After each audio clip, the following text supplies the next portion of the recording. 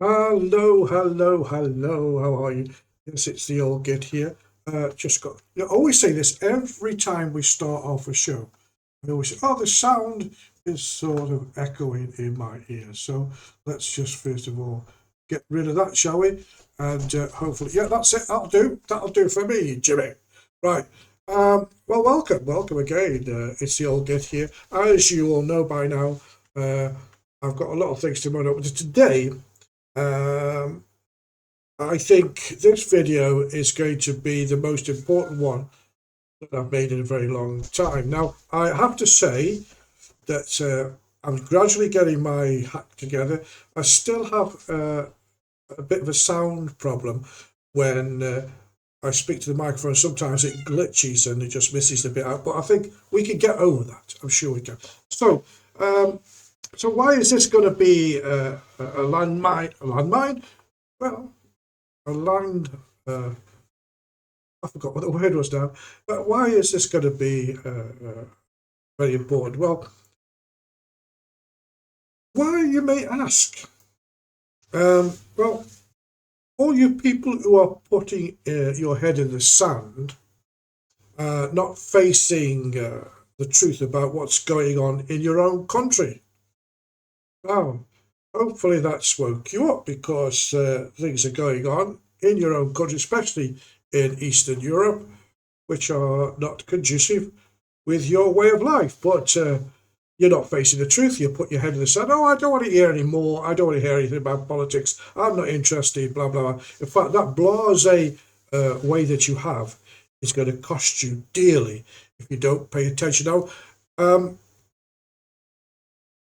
most of you who are involved in some kind of politics, which are mostly these lefties who are getting paid to go out and demonstrate, uh, the purple-haired 65-year-olds and the college graduates who haven't had a bath for about 6 weeks. They're out there getting their little bit of money off the left wing and protesting for things they don't even understand. You lot, especially the open, should take heed of what happened over two world wars. You should take heed of what's going on. You're talking about genocide and this kind of thing in various different places. Yes, it's going on, but not in Israel. Yes, there's big casualties. Yes, there's problems, but there's bigger things going on in the world that you don't even consider. Why, you think? Is it just because they're Jewish? What's a Jewish person ever done to you personally? Answers on postcards, please. Right, but so you're putting your head in the sand. You're not facing the truth about what's going on in your own country, and the rest of you out there marching for things you don't even understand. Now, you don't. If you don't act now in the interests of your for your own country, you'll be forced into extinction in the next 30 years. And I'm making that prediction on the research that I've been doing. And I want to refer you, and some of you people have seen this before. I'm going to keep popping this up from now and then. Just before I do, take a note of those social media contacts and get in touch with me if you have any comments to make.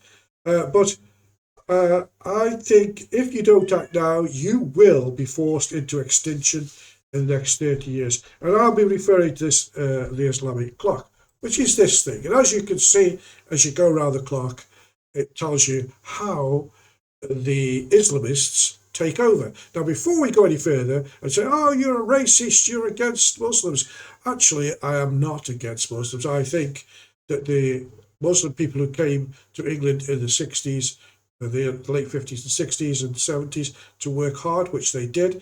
Most of those families came for a better life and so achieved it. But then very closely followed behind, and I've said this before, but I'm just saying it again, were followed by the radicals in the mosques who then Islamitize their kids, make them feel as if they're not part of society, make them feel that they should take over the world for Islam. Okay, I made the point. So a lot of Muslims are more frightened of the people I'm talking about than we are. Okay, so that's why they conform. Maybe you say that's no excuse, but it's a good enough one. Now, we're looking at the Islamic clock, the Islamic clock of doom, and as you say, you can follow it round. And if you follow it round as we go, I'll keep flashing it up as we go into what I'm going to be talking about. So, what am I going to be talking about? I'm going to, you can go on social media sites and you can find a lot of clips that say they're claiming your country, they're claiming England, And just to set the scene on what I'm really talking about, I thought I'd play you a couple of clips because they're a little bit ludicrous, and I think that it's about time that they're exposed. So, first of all, here's a couple of examples, and you can go all over social media and find these kind of things, and I think they're a little bit ridiculous. But there's a serious part to it, which I'll come to. So, first of all, let's have a listen to this chap. The city of Birmingham will not tolerate the disrespect of our Prophet, peace be upon him, and there will be outcomes from your actions. You will have repercussions for your actions. We have been trained from birth that we must defend the honor of our Prophet, and we will lay our life on the line. Okay, the other argument is, okay, so if you don't like it here, go to your own country. But why would we do that when our forefathers were instrumental in rebuilding this country after World War II? It was our grandfathers who worked in the factories 20 hours. It was our grandfathers who came here and ran the infrastructure. It was our grandfathers who bought you the lovely curry, which is your national dish. So how can you tell us to go? We're not going nowhere. We are here to stay. Like I say, we're not here to take part. We're here to take over. Right. I find that quite amusing because they've been here for 2 generations and they built Britain, which I find rather ridiculous, don't you? But there you go. There's one. And 2 generations and they're here to take over. We're not here to assimilate. We're not here to get involved in multiculturalism. We're here to take over. And these are established, probably the sons of the first immigrants that came from Islamic countries. I think that guy is Pakistani, by the way he talks. But anyway, I make no aspersions. But let's move on and have a look at a more recent person who's actually entered and see why has he come to England. Let's have a listen to what he says, shall we? And here we go. I'm not here to tell a story, I'm here to rule. Fucking rule. To rule? I'm here to rule. To rule you, to rule Trump, to rule Elon Musk, to rule Netanyahu, to rule Jews. Okay. Yep. Right. That's with that attitude. What a strange thing to say. Here to it's a very poor attitude. You're a great guest. You're a great guest in this country. No. You're a great guest. What guest? Yeah. So you're a guest here, and you're saying you want to rule us. This is my land. Is it? Is it? Okay. Got it. Okay. Like. Just to confirm, you are staying in the hotel, right? No. No. You're not staying in the hotel. I can stay in the hotel. I can. I thought you were staying here. You know, at some point we will be going home. I'm you know homeless that. at the moment. You'll be going back home soon at some point. No, yes, you it's will. up to me. No, actually, it'll be up to us. Would you send me? I would, yeah. Send me. I would if I could. If I could, I would. Send me. If I could, I would. Call in a heartbeat. Call 999. They don't care. But at some point, Call NATO. Call in the future, Netanyahu. Netanyahu. What the fuck? Oh, yeah, 1 second. Let me just get on the phone to Netanyahu. Yeah. So the coordinates. Hashtag. Send in the F-35. He's not. We have the. He's not high. Even if he's high, tell him if he's not high. So you don't live here? We thought you lived here. I'm homeless. I'm here in front of you, in front of this. You're well dressed for a homeless. You're on the hotel grounds. Well dressed for a homeless man. Your English is very good as well. When did you come here? Because I'm the king, man. You're the king? This is why I'm well dressed. This is why I'm confident. This is why I'm polite. This is why. I wouldn't say that's very polite. It's not polite to come to someone and say that you're going to rule me. I've lived here. I didn't know this English before. So you know this is England, yeah? And we are English. Yeah. England told me. Exactly. So you know you're not going to rule us. It's not how it's going to work. I can rule you. Go on then. Make me do something. Maybe do something then. Allah can rule you. That's up to you. You've got quite dangerous looking eyes. That's just your opinion, man. Am I dangerous? You look quite angry inside. I am angry today. I could be wrong. You are. You said you were polite a second ago. Yeah. No. You said you were polite and you cared about me, and now you want to rule me and you're angry. The anger in me. Why are you angry? Look at the anger in me. Like I can burn the whole world. Burn the whole world. Listen. Why are you running, man? Listen. Running? Quiet. I'm here. I will give you time. That's what I want you to say. I want to hear your story. You are not letting me finish my story. Go right ahead. Go on. Go ahead. You want to make me angry. Go ahead. I don't get angry. If I get You said you were angry a second ago. I get angry, but All I'm right. not angry. But you're not angry, but you are angry, but you care, but you don't care. Yeah, who are you? Who are you? Who am I? My name's Fred. Nice to meet you. Yeah, the same way. Anwar. Anwar, nice to meet you. All right. Very cool. Where are you from, Anwar? I'm from Pakistan. From Pakistan. Whereabouts in Pakistan? Huh? Quetta. Okay, very cool, very cool. How long have you been here for? 4 years. Uh-huh. 2021. So do you think maybe in Pakistan, is there something you're escaping? Is there some... Do you think you have everything? Fine. I'm just asking I'm you. so sorry. We're here to your do, stuff. do you think I'm here to... You just said, well, with this attitude of ruling, Why are you here? Yeah, etc. So I'm wondering, I know. are you escaping something in Pakistan? I like to rule here, No? in UK. You want to take an interview or movie, please. No, well, You can see the security guard came at the end. And have you noticed all the security guards are all foreigners as well? No English people looking over these people. They're taking care of their own in their hotels. But the reason I showed you that one, because the guy's either completely mentally deranged, which is a bit scary, or he's very clever. But he's not here to work. He's not here. He's here because it's his land. He's here because he's going to take over in the name of Allah. Yeah, this is worrying because there's a lot of them that you see coming over on these boats, and they're all making this sign. I know it's something like this, isn't it? The sign of only one religion and all the rest of it. They're all doing it on the boats as they're coming over. How many more are there like that? Now, just to get us on the move, let's go back to our little clock. Where would you think that would put things? Well, he's targeted an open democracy. Yes, he has, because that's what Great Britain and Europe are. And they begin mass migration from Islamic countries to our countries. And then other things start happening. But we'll just say we're between 2 and 3 on the doomsday clock right now. Okay, so I'm going to get a little bit more serious now because if I can move my little script down here, which I can't, only press the right button. We'll leave the clock there for a second. No, we'll take the clock down now. Because, as I said, I'm going to get a little bit more serious than I was before. Because I'm going to let a lady from a country that has been taken over. Her name is Bridget Gabriel. Now, I've broken down her story into 4 clips.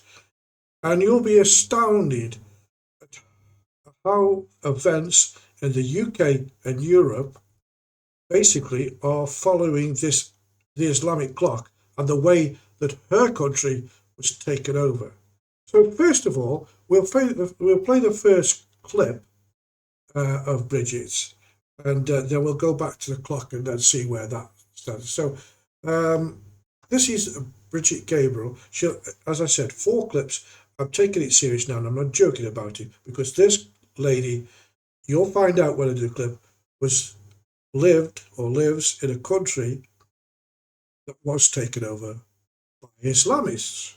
Now, I don't know when this video was made, but I think it's quite old, but you'll get the picture as soon as you start to watch it. So let's go to Bridget with her first little clip. I come from a country, Lebanon used to be the only majority Christian country in the Middle East. Most people don't know that. When they think of the Middle East, they think it's all Islamic countries.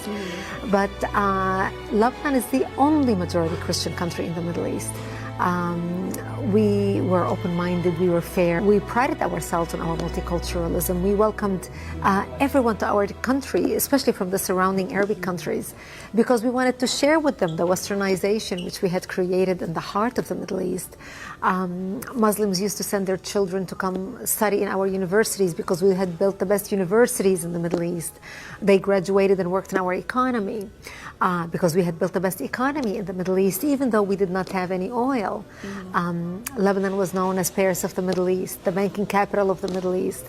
And as Christians, we focused on education. Education was very important to us. You know, we educated girls and boys, you know, no difference.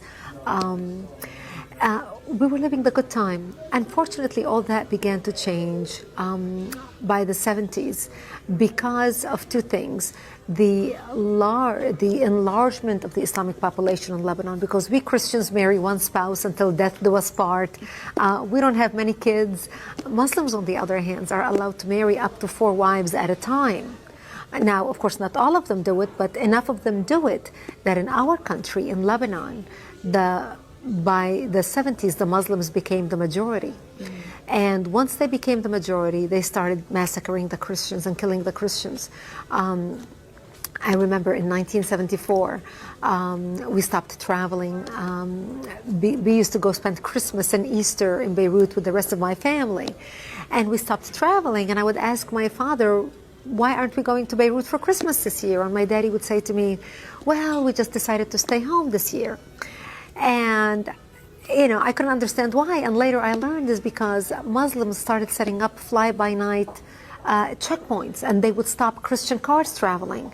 And when they would get people out of the car and look at their ID and find out that this is a Christian family traveling, because in Lebanon, our religion is written on our national ID, on your driver's license, on your passport.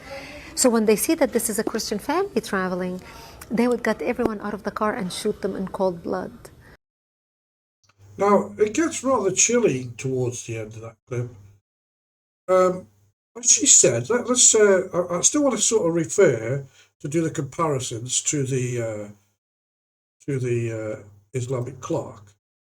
So we'll bring that back up again. Now, she said Lebanon was the only Christian country in the Middle East was very welcoming. And that's nice. Muslims and other groups were very happy to share her land. Well, they came and they did. And she went on to say the Muslims then suddenly became the majority because they could have 4 wives, they had more children. And of course, Christians have 1 wife generally, unless you're a bigamist. And it's not bigamy. I should know. Don't joke. This is serious. So most people who get married to the Christian faith, they have 1 wife, they have a couple of kids, but obviously they have less kids than Muslims have. So there was things going on where the Muslims became majority, and things turned a little bit sinister, as she said. Muslims then started to, when they became or started becoming the majority, they started to set up roadblocks, targeting Christians, finding out that there were Christian families or whatever, and they just pulled them out of the cars or whatever they were doing and shoot them in cold blood. Now, where does that land us now? And where does that add a comparison with what's going on in the UK? Well, creating Muslim enclaves, I think we can pass that one. And demand special privilege, well, I think we can pass that one. And perhaps, I think for the purposes of this, let's just stop at the point between 4 and 5 o'clock on the doomsday Islamic clock, because I think we've already seen these things in the UK. For me, though, in Lebanon at this time, things had already gone a bit further. So let's move on, shall we? Let's take down the clock again and see and listen to what happened next in Bridget's Lebanon, shall we?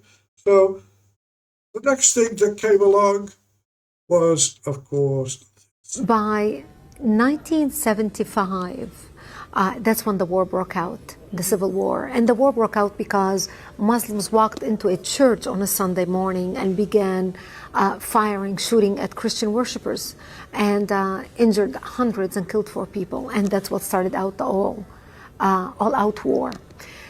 And it was a very difficult time for the Christians, because as the Muslims organized and now supported by the oil money flowing out of Saudi Arabia and all the Muslim countries, they wanted to basically use Lebanon as a base from which to fight Israel, kill the Jews, and drive them into the sea. Well, there you go. Now, 1975. Okay, we'll put the clock back up again, shall we? Yes, we'll put the clock back up. Where are we now? Now, 75, the war broke out. I think we've passed a lot of stages already. I don't think the UK is quite there. But then consider if you look at number 5, it demands special privilege. Well, they're doing that. In fact, our idiot Stasi government is passing laws to have them. And they started the war by going in and they killed 4 people and tried to start a massacre on one Sunday morning. And they started getting funded from Muslim countries, other Muslim countries. Those other countries wanted Lebanon as a base so that the Jews and Israel to drive them into the sea to get rid of Israel. Now, again, for all you idiots out there, and I can show you more history, that Jews belong where they are. That's their land. But anyway, that's not what we're discussing now. So they've gone really well past all that now. They assert their dominance. The party of Islam. They're going right round the clock. Maybe at 7, 8, or even 9 o'clock by now on the Islamic clock. We'll say at least 6 o'clock, shall we? Just for the sake of this. But I think they've gone much further. Now, already to the rivers, to the sea, yeah, they want to get rid of the Jews, and they wanted to use Lebanon, a country which was mostly 70% Christian. Now has this large influx over not too many years. They're already taking it over. So where do we go from here, do you think? I mean, what happens next? But let Bridget continue her story, and we'll go here and listen to the next little bit, shall we? So, Lebanon was so multi-faith and multicultural. So we had Druze, Muslims, Christians, Protestant. The majority were Christians. We were over almost 70% Christians when we got our independence in the 40s. But because of the way Muslims multiply, with the multiple wives and multiple kids, in 30 years, they became the majority. Mm-hmm. And when we got our independence from France and Lebanon, because we are, Judeo-Christians, come from Judeo-Christian culture, we're very fair. So we made sure we divided the government to make sure that Muslims have representation. So the president of the country was Christian, the prime minister was a Muslim, the prime minister, the secretary of state. We had different assignments for different religions.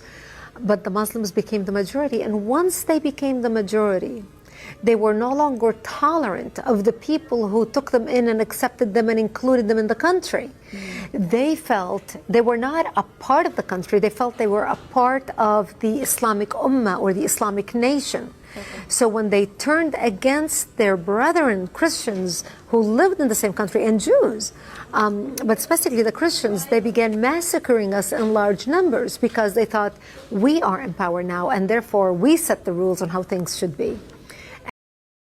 Well, I mean, that's when, for me, Lebanon was lost, because the Christian people generally are very tolerant, and they take in and they help underprivileged, they help people. They only see the good side. And of course, these wicked, horrible Islamists with the ideology that they need to take over the whole of the world and everybody must become a Muslim or else you get murdered or enslaved or whatever else they deem to be fit on us infidels. Okay, but you can see again, bringing up the clock. Let's bring up the clock, shall we? We're at the stage now where we must be really round about, I don't know, at least 10 o'clock with where their things going on. Where are we in England and all this? Well, let's just go back before we go forward and say the Muslims in Europe and especially in England demand special privilege. We've got a stupid government that will give it. Infiltrate and target seats in the government. Well, in Lebanon, they got voted in and they started taking up the powerful positions in the government. Well, I think you can see that that's happening in the UK. And then they start to assert their dominance with tactics like street praying. Well, we see that in the UK every day. And they create a party of Islam within now we're getting to the crux. So I think this is where we're at in the UK, because now, voted into the government, there are MPs who've been voted in on one thing only, that is Palestine, which has got nothing to do with British politics. It's to do with their way into government. So we're getting close now to where in Lebanon, because of the tolerance, as the tolerance of the Christians and people in the UK get taken over, they seize power, and in the end, they start to massacre Christians. Now, some of you, if you're sitting there and say, no, it isn't. This happened over a reasonably short term of time, and it happened, and this lady lived through it, and she's telling you what happened as it happened. And I'm sitting here watching Britain and a lot of Europe going the same way as Lebanon. Already, for argument's sake, Birmingham and Leeds, and I've said this so many times, London, with this horrible mayor that you have there, is Islamifying London. That if he Islamizes London, that's as big as Palestine is now, the landmass. We are in for a good smacking. Well, not me, I'll be dead probably, but your children and your children's children could be walking around the streets of the UK wearing their burqas. It's even worse, they could be sex slaves. They could, because it's okay if they're infidel, they're non-believers, they can be slaves. And the men, well, you've either got to convert or get hurt, conform. If not, well, they'll just behead you. They don't need you, or they'll keep you as a slave. So this is what went on in Lebanon. The position now, they are actually at the end of their tether, because now the Islamists have virtually taken over Lebanon. Now, let's have, shall we, the final word in her little four-part speech. And I think if I go to it, let me get it up on the screen here. I think, as I said, they were at that time, they were at 11 o'clock. And I don't think that Britain is far behind of the Islamic clock of doom. So let's see what happened in the end, or final thoughts. We are in power now, and therefore we set the rules on how things should be. And that's really what drove the country into war. We had the problem controlled when it was only the Christians in Lebanon and the Muslims in Lebanon. But what aggravated the situation was the influx of the Palestinians out of Jordan, who came to Lebanon. And Lebanon was the only country who took them in, because we were the only country that accepted the third wave of Palestinian refugees, while the Muslim countries did not want them. And that's what really changed the situation. That's what tipped the scale. Now, that particular clip, and I don't think I need to bring the clock up now, because I think the clock is complete, whereas Lebanon was concerned, because that was it. They would provoke a civil war, they did that, and they established themselves. But what I find interesting in, the final straw, the influx of Palestinians from Jordan, I think that was a little bit scary, because the Palestinians, wherever they go, they cause problems, don't they? And I think that the clock for them went full circle, and it's not far for the people in Europe. And it's quite scary when you think about it, that the Palestinians are there again, and it's this great takeover, Hamas, the people who want to rule. In fact, Israel actually bombed part of Lebanon, which was invitable by Christians, because they're living in a notorious country now. So I'm telling you how they do it. I'm going by their own Islamic clock, their modus operandum, their MO, how they take over a country. And you can see, first they come as, oh, gentle people, blah, blah. But most of them are. It's only when the radicals follow her and scare the rest of them into doing what they want, and then the country that they occupy gets lost to them. And it's happening. Now, if you don't really believe that that's what these takeover people, what the Islamists want, I want you to listen to the son of the founder of Hamas. Yes. His name is Mossab Hassan Youssef. And so, I think if you don't listen to me, you should listen to somebody who knows what he's talking about more than I do. And here's the son of Hamas with a little warning for you. Hamas' goal is beyond the river and the sea, is beyond any political border, is beyond Israel. Hamas's aspiration is global. And if Israel fails to destroy Hamas in Gaza, it will be the birth of an empire of savages. The Muslim Brotherhood is here in the United States, and their goal is the destruction and the fall of the American civilization. How could any American not consider this as an immediate threat? Is this the time when the Allies abandon their friends? Just because we have some angry pro-Palestine thinking that this is a cool thing, exploiting the American freedoms, their anti-civilization, their anti-America, their anti-freedom. This is why I speak as loud as I can. Well, there he is. That is basically the son of the founder of Hamas. You've heard the goal of these Islamists from the horse's mouth.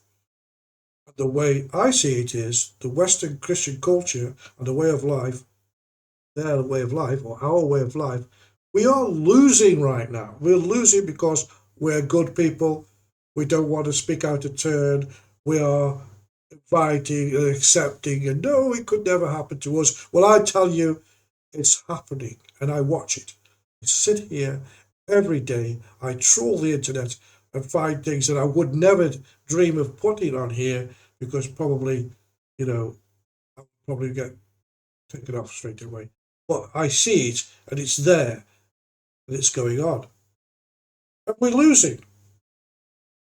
How come the other Western leaders can see it, but the UK and European leaders can't see it? But we'll give you an example. What about what this man thinks? I mean, this is sort of, I don't think it's sensationalism. I think he said it in jest. But I think he's speaking true. This is J.D. Vance, and he happens to be the Vice President of the US of A, America. And he's saying the United Kingdom is turning into an Islamic state with nuclear weapons. They could soon be a serious threat to us in America. I think he said it in jest. But I don't think he's saying it in jest. I think he believes that. And I believe he's with David Lammy now, which I can imagine he's not enjoying that very much. But anyway. So, it's not the only one. And why are the Americans and others are speaking out against what's going on?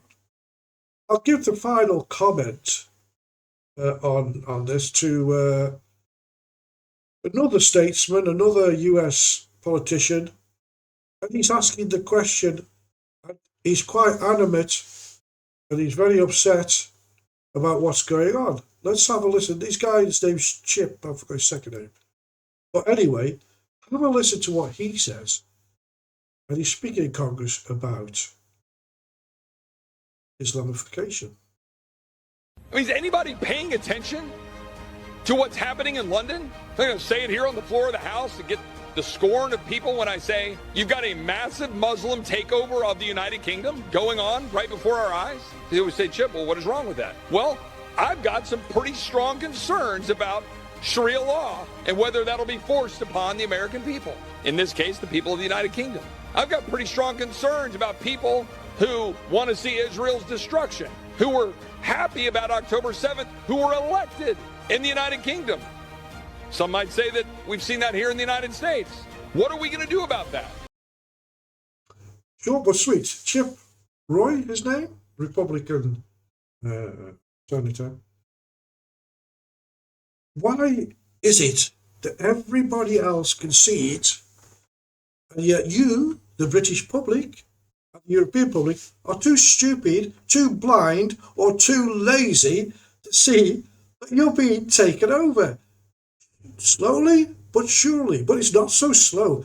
It's moving at a pace. There's some of my previous videos where, if you go back and have a look, I forgot which ones they are, but if you go back and have a look, there's clips of people of Islamists in England forming their own army, training to get fit, training to fight against us. People, many of them now, demanding that you can't take your dog in the bar because they don't like dogs. There's lots of little niggly things that they're getting heard. And Sharia courts and all the rest of it. It's all there. And I think that you're allowing it to go on. Now, I hope the sound's good on this at the end of it, because, I don't want to have to do it again. But I do tell you, I watch every day things going on in this world. And, I have got a bias towards one particular party now, not because they are better all round, because I don't know, but at least they're new and they're coming up with some ideas. And hopefully they need a chance, because the others have had plenty of time.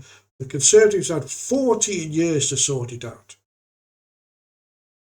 And this particular government we got in, I think they are working towards the great replacement. They don't want it to stop. They don't want the illegal invaders stopped,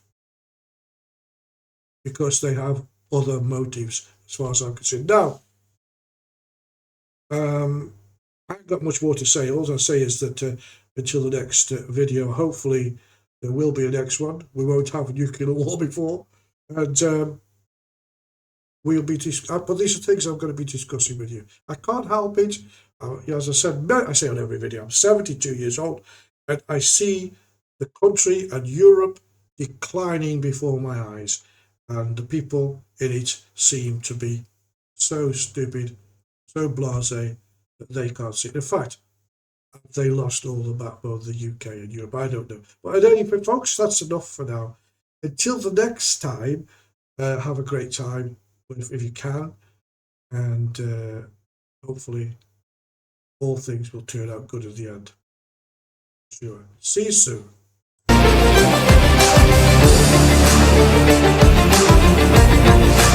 Thank you.